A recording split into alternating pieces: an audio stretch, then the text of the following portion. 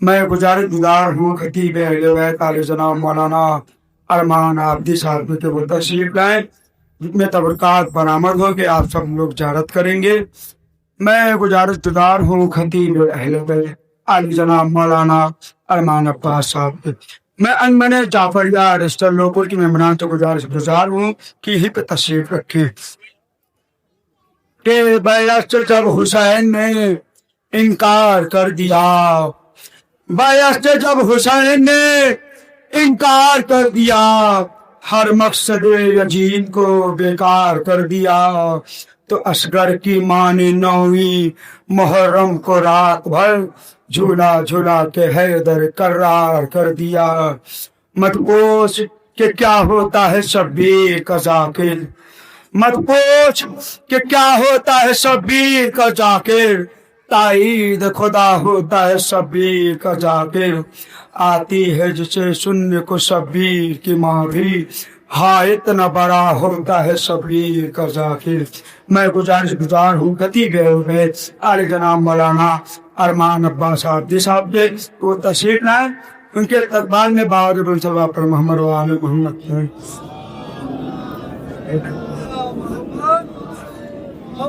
نعرہ حیدری، نعرہ حیدری، سلامتی امام زمانہ بابا جو غلام صلی اللہ علیہ وسلم۔ رحم اللہ من قرأ سورۃ الفاتحہ۔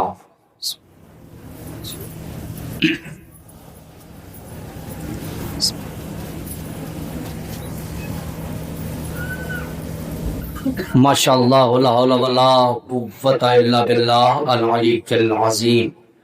اعوذ باللہ من الشیطان الرجیم، بسم اللہ الرحمن الرحیم، وبہ نستعین بارئ الخلائق اجمعین من یومنا ھذا الی قیام یوم الدین۔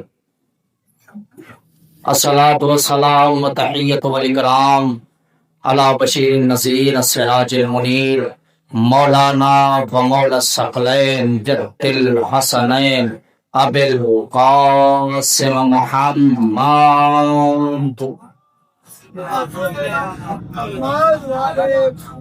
وآلہ الطیبین الطاہرین المعصومین المنتجبین المنتخبین ولعنۃ اللہ علی اعدائہم اجمعین من یومنا ھذا الی قیام یوم الدین۔ اما بعد فقد قال رسول اللہ صلی اللہ علیہ وآلہ وسلم، اِنَّا لِقَتْلِ الْحُسَيْنِ حَرَارَةً فِي قُلُوبِ الْمُؤْمِنِينَ لَا تَبْرُدُوا أَبَدًا۔ صلوات پڑھیں عظمت آل محمد۔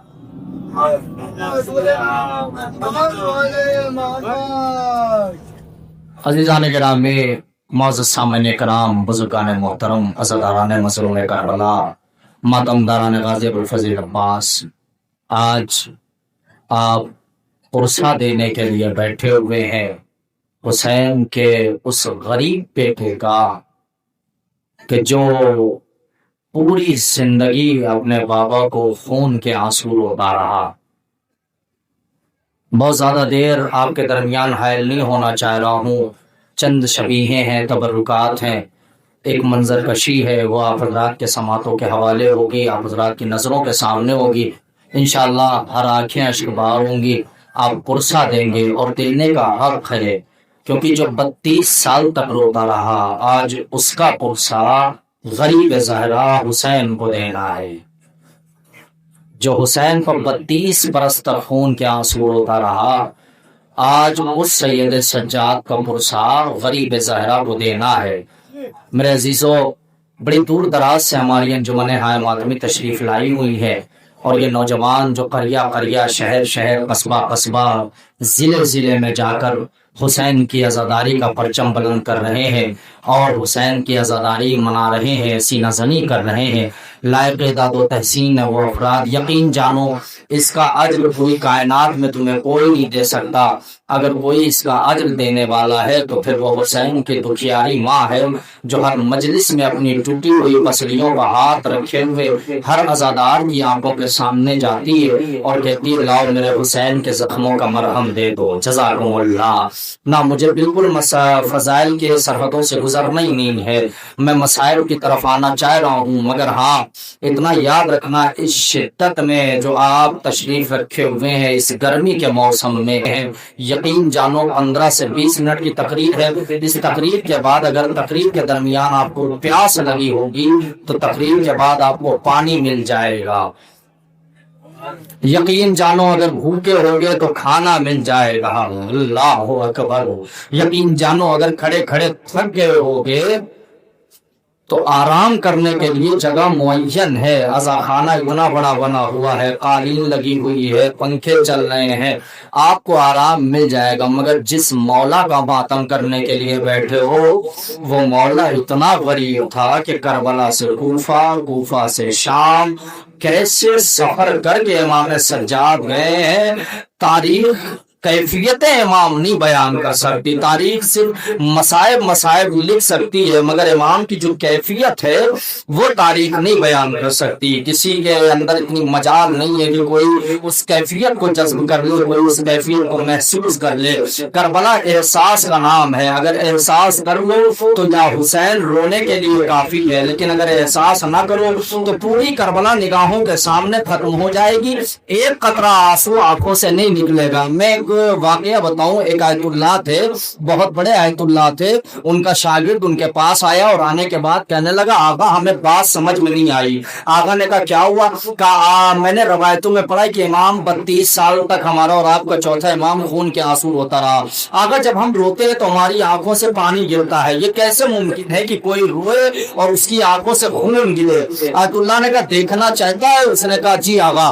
آیت اللہ نے اپنے جیب سے سفید رومال نکالا، اپنے سینے اب آپ کی مرضی، جیسے مرضی رو لینا، جیسے مرضی پرسا دے لینا، جیب سے سفید رومال نکالا، اپنی آنکھوں پہ لگایا، سینے پہ ہاتھ مارا، کہا ہائے حسین، جیسے یہ جملہ کہا اب رومال جو آنکھوں سے ہٹایا اور اپنے شاگرد کو دکھایا، کہا دے، وہ دیکھ کے تڑپ گیا، شاگرد رونے لگا، کہنے لگا آقا یہ کیسے؟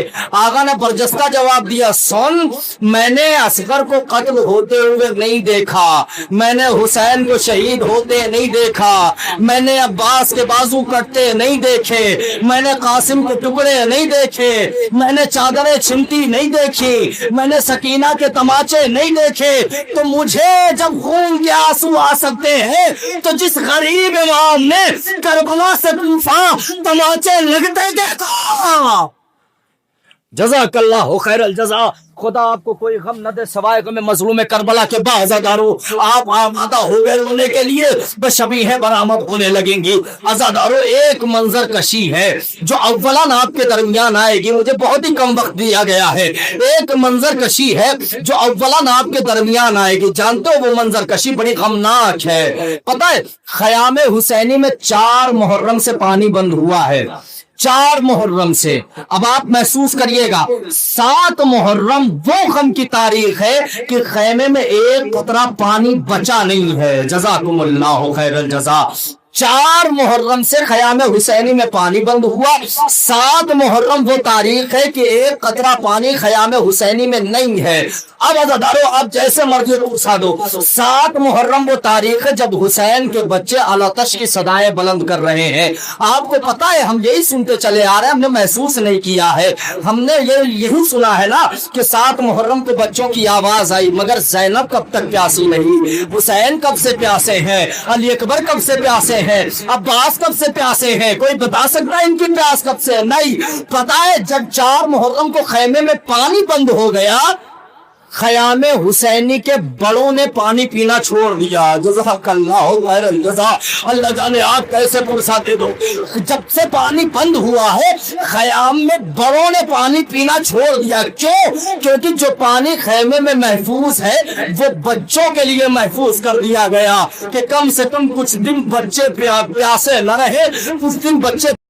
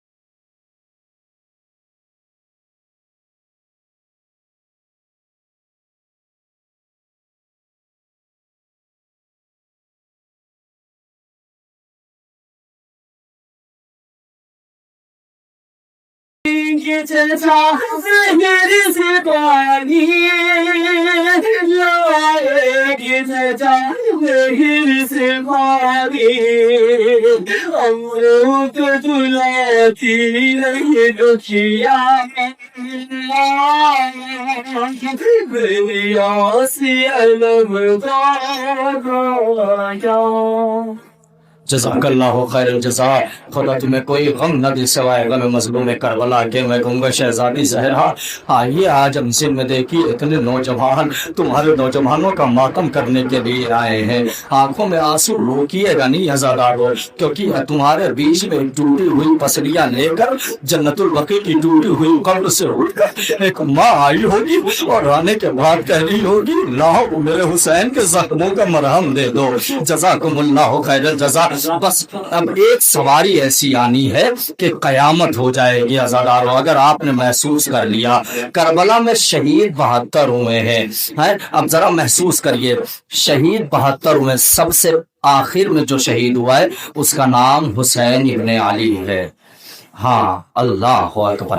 اور اس سے پہلے جو 71 شہید ہیں حسین سے پہلے، سب کے شہادت کی خبر کون خیمے میں لایا؟ حسین لائے نا. علی اکبر مارا گیا، جنازہ حسین اٹھا کے لائے ہیں. عباس مارے گئے، بادشاہ اور علم حسین لے آئے ہیں. اور محمد مارے گئے، جنازہ حسین لے آئے ہیں. ہاں قاسم کی لاش پامال ہو گئی مگر ٹکڑے خیموں میں پہنچ گئے. کون لے کے آیا؟ حسین لے کے آئے. سارے جنازے حسین لے کے آئے ہیں اور حسین خیموں میں لا کے رکھتے رہے. زینب جنازوں کا ماتم کرتی رہی مگر ایک جنازہ ایسا ہے کہ جس کا لانے والا کوئی نہیں ہے. اما لانے والے کی تو بات بہت دور کی ہے، جس کی خبر دینے والا بھی کوئی بیویوں کو نہیں ہے کہ وہ شہید ہو گئے. اس شہید کا نام غریب زہرا ہے، اس شہید کا نام حسین ابن علی ہے، اس شہید کا نام بڑا عجیب مظلوم کربلا سید الشہداء. روایت کہتی ہے یہ وہ شہید ہے کہ جس نے خود اپنا مرثیہ پڑھا ہے. دو ہی ذات ہیں کہ جس نے خود اپنا مرثیہ پڑھا ہے. پہلی ذات کا نام ہے فاطمہ کہ جس نے خود اپنا مرثیہ پڑھا کا سبقت علیہ مصائب اللونہا صحبت علیہ میں سرنا لے آلیا. دوسری ذات کا نام حسین ابن علی ہے جس نے خود اپنا مرثیہ پڑھا ہے. باپ کہتے اللہ قتیل الابرار، اور میں ایسا مقتول ہوں جسے رولا رولا کے مارا گیا. جزاکم اللہ. ایسا شہید حسین. اب کوئی نہیں ہے کہ جو حسین کا خیموں میں جائے اور جا کے زینب کو یہ خبر دے دے کہ زینب تیرا بھیا مارا گیا. جا کے سکینہ کو بتا دے سکینہ تو یتیم ہو گئی. جا کے کلثوم کو بتا دے کلثوم تیرا بھائی مارا گیا. جا کے سجاد کو بتا دے کہ سجاد تم یتیم ہو گئے. کوئی نہیں بچا ہے نا. حسین آخری ہے. روایت کہتی ہے جب حسین کے سر و تن میں جدائی ہوئی ہے بڑا عجیب منظر ہے. حسین کا ایک رہوار جو اتنا باوفا تھا کہ جب زہرا کا بیٹا زین سے زمین پر گرا، میں شہادت کا ایک منظر پڑھ دوں اگر اجازت دو. روایت میں فکرے لکھے نا کہ حسین جب گھوڑے پر تھے اور زخمی تھے تو روایت کہتی ہے کہ حسین کبھی دائیں جانب آتے تھے کبھی بائیں جانب آتے تھے. امام زمانہ نے زیارت نائیہ میں فقرہ کہا ہے سلام ہو میرا اس جد مظلوم پہ کہ جس کی دائیں پسلیاں بائیں پسلیوں میں آ گئیں، بائیں پسلیاں دائیں پسلیوں میں آ گئیں. اب اللہ جانے آپ کیسے سنو. میں زیارت کا فقرہ پڑھ رہا ہوں. کبھی محسوس کیا ہے جب کوئی انسان بلندی سے گرتا ہے نا تو یا تو دائیں جانب گرے گا یا بائیں جانب. اگر دائیں جانب گرے گا دائیں پسلیاں ٹوٹ جائیں گی، اگر بائیں جانب گرے گا بائیں پسلیاں ٹوٹ جائیں گی. یہ ممکن کیسے ہے کہ دائیں پسلیاں بائیں پسلیوں میں آ گئی، بائیں پسلیاں دائیں پسلیوں میں؟ ایک روایت ملی ہے جانتے، بڑی عجیب روایت. ہمارے استاد محترم آغا رحمانی ایران میں ہے، انہوں نے ہمیں بتایا تھا یہ روایت. جانتے وہ روایت کیسی ہے؟ آغا نے بتایا تھا کہ حسین کی دائیں پسلیاں बाएं पसलियों में इसलिए आ गई और बाएं पसलियां दाएं पसलियों में इसलिए आ गई कि रवायत कहती सनान इब्ने अनस और खूनी इब्ने यजीद असबही, ये दो मलऊन थे करबला में। जब हुसैन घोड़े की जीन पर कभी दाएं जानिब हो रहे थे, कभी बाएं जानिब हो रहे थे, ये दोनों अपना अपना नेजा लेकर एक हुसैन के दाएं जानिब आ गया, एक हुसैन के बाएं जानिब आ गया। अब आगा कहते हैं कि उन्होंने पढ़ा है तो किसी रवायत में उन्होंने कहा कि जैसे ही मजलूम करबला दाई जानिब आए, इधर से सनान ने इमाम की पसलियों में नेजा मारा। अब हुसैन उस नेजे से बाई जानिब आए, इधर से खूनी ने मौला की पसलियों में नेजा मारा। सिर्फ मारा नहीं, दोनों ने अपने अपने नेजे घुमा दिए। रवायत कहती है इमाम के जिस्म में दोनों नेजे उलझ गए। अब जो दोनों ने अपना अपना नेजा खींचा, इमाम की दाई फसलियां दाई फसलियों में आ गई, दाई फसलियां दाई फसलियों में। जज़ाकुमुल्लाह। ज़हरा का बेटा जीन से जमीन पे आया। रवायत कहती रहवार इतना बावफा, बार बार ले जाम पकड़ पकड़ के हुसैन के हाथ पकड़ के कहा मौला एक बार सवार हो जाओ, मौला एक बार सवार हो जाओ। मगर जब उसने देखा तो हुसैन सवार नहीं हो रहे, शिमर मलऊन ने खंजर चला दिया, हुसैन के सरोतन में जुदाई हुई। तो यही वो बावफा था जिसने अपनी परेशानी खूने हुसैन में लगी, खैमे में आया सकीना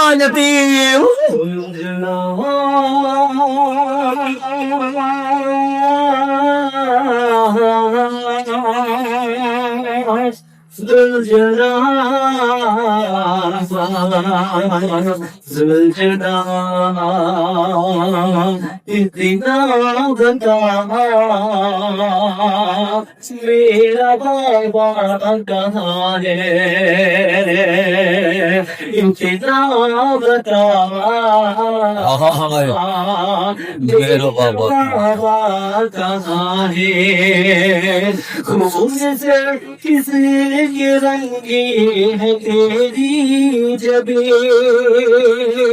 कुछ बैठे क्यों मेरा बाबा नहीं, मुझको ले चल वही है यहाँ शायरी, सत्य करते बाबा गुजारी गई जुद जला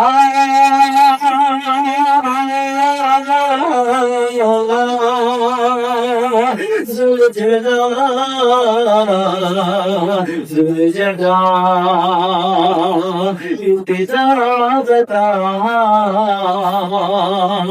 मेरा बाबा कहाँ है, इंतजार बता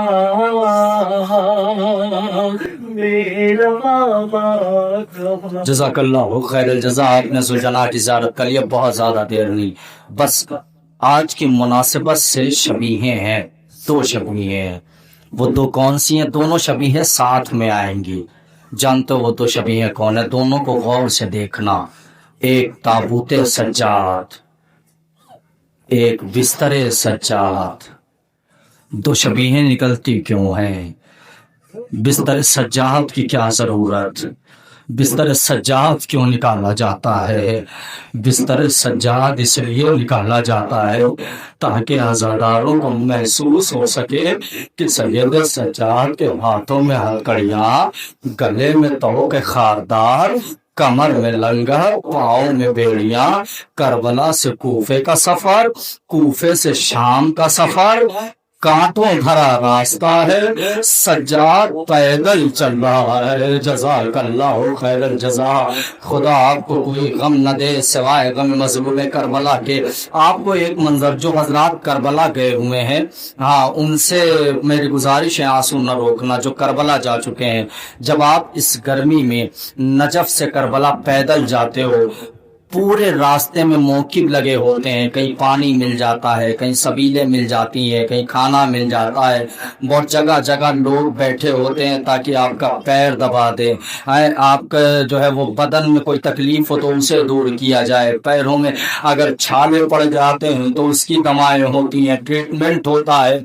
मगर जरा सोचो इस 85 किलोमीटर के 80 किलोमीटर के सफर में तुम्हारा इतना ख्याल रखा जाता है। जरा उस हुसैन के गरीब बेटे से पूछो, तुम्हारे हाथ में कोई बोझ नहीं होता है, तुम्हारे हथकड़ियां नहीं रहती हैं, तुम्हें कोई ताजियाने उस 85 किलोमीटर में नहीं मारता, तुम्हें कोई तमाचे नहीं मारता। मगर हाय ज़हरा का ये गरीब पोता कि जब करबला से निकला है तो तारीख कहती है जगह जगह पर ताजियाने हैं, जगह जगह पे अज़ियतें हैं, जगह जगह पे दुखरे हैं, जगह जगह पे तोड़े हैं। और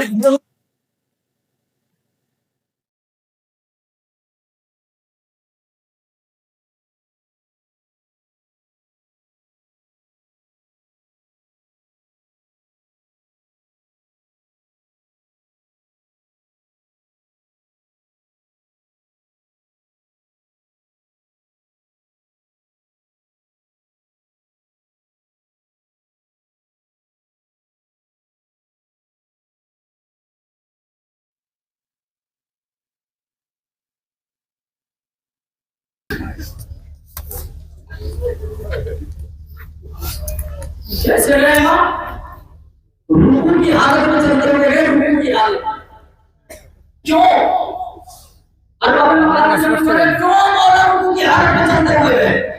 दो वजह बताई।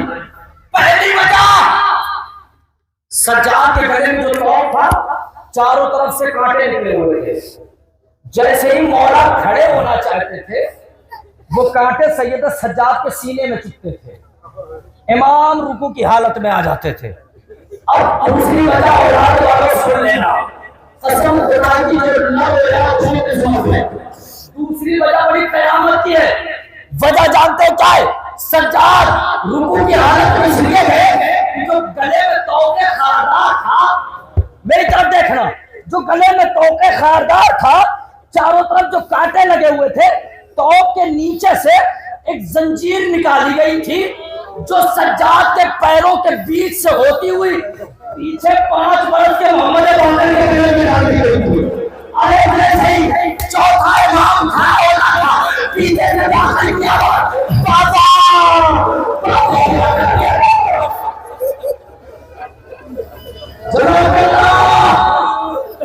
आज ही तो किया चाहिए ना, हर मजलिस में मौला आते हैं, आज भी आ रहे हैं, उसी मौला को दाखिल आएगा। जानते एक मंजर शहादत का करता हूँ वो तो जो पीछे 5 साल के बाद करके गले में था, जैसे ही सज्जाद खड़े होते थे पाकर की आवाज आती थी, बाबा रुकू में चले जाओ, पाकर मर जाएगा, बाबा पाकर मर जाएगा। ये देखिए आपने मरा की 3 गुस्ल देने वाले चीख मार के मरे हैं। पहला गुस्ल मदीने में हुआ, 2 शकीहें साथ आएंगे, मुझे ताबूत के हवाले से साथ बने। पहला गुस्ल मदीने में हुआ, दूसरा गुस्ल शाम के जिंदान में हुआ, तीसरा गुस्ल फिर मदीने में हुआ। पहला गुस्ल देने वाला अली हो रहा है गुस्ल फातिमा का, चीख मार के बोल रहा होगा फातिमा की वसीयत टूटे से मरण फातिमा ने नहीं बताया। दूसरा गुस्ल शाम के जिंदान में जब गस्साला ने लिबास सकीना की पढ़ा चाहा, चीख मार के बोली लेकिन मौला के इस बच्ची को कोई बीमारी थी। सज्जाद ने कहा कहती कौन सी बीमारी? कहती यतीमी की बीमारी।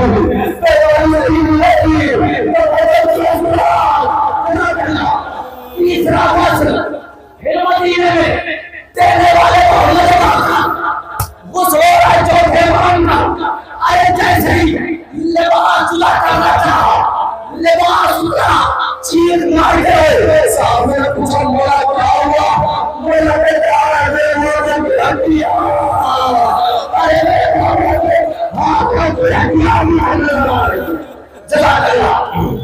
गुस्ल देने लगे। जब 5वें इमाम गुस्ल दे रहे थे तो 5वें इमाम ने एक मंजर देखा, चौथे इमाम की आंखों से आंसू जा रही है। कब बाबा खैरियत तो है?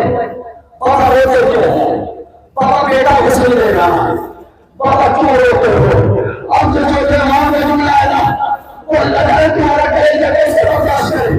پاپا روتے ہو چھوٹے مان کے کنارے سے آ گئی میرا اللہ تجھے اس غریب سجاد کا سلام آئے باقی کسی جملے کو آ جائے گا.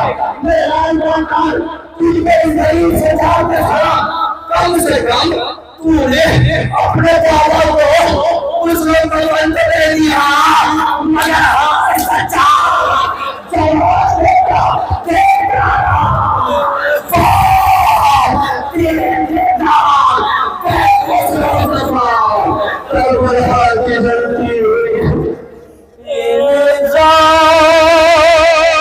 ظالم سے بتلا دے کوئی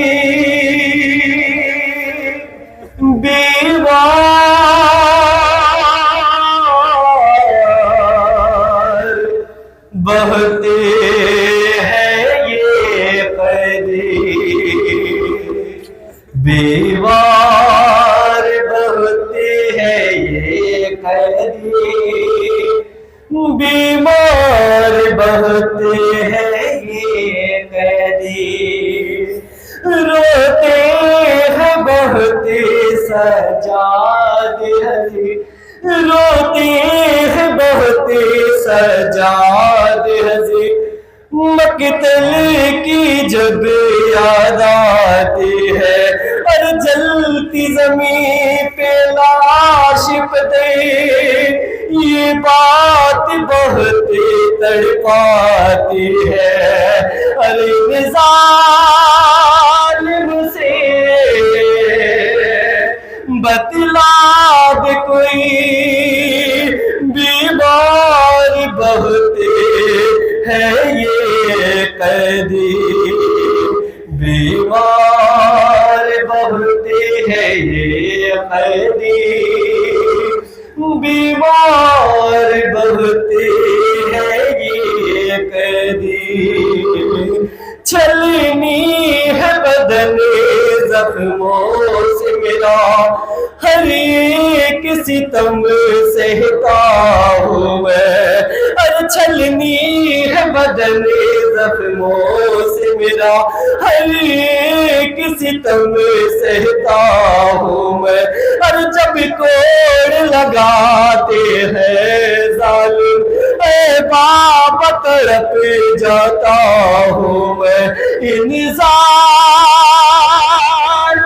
سے بتلا دے کوئی بیمار بہتے ہیں یہ قیدی بیمار بہتے ہیں یہ قیدی بیمار بہتے ہیں یہ قیدی اور گرتا ہوں کبھی اٹھ جاتا ہوں پر بیٹھ نہیں میں پاتا ہوں گرتا ہوں کبھی اٹھ جاتا ہوں پر بیٹھ نہیں میں پاتا ہوں چلنے کی نہیں ہے تاب مگر کیسے پیدل میں چلتا ہوں ان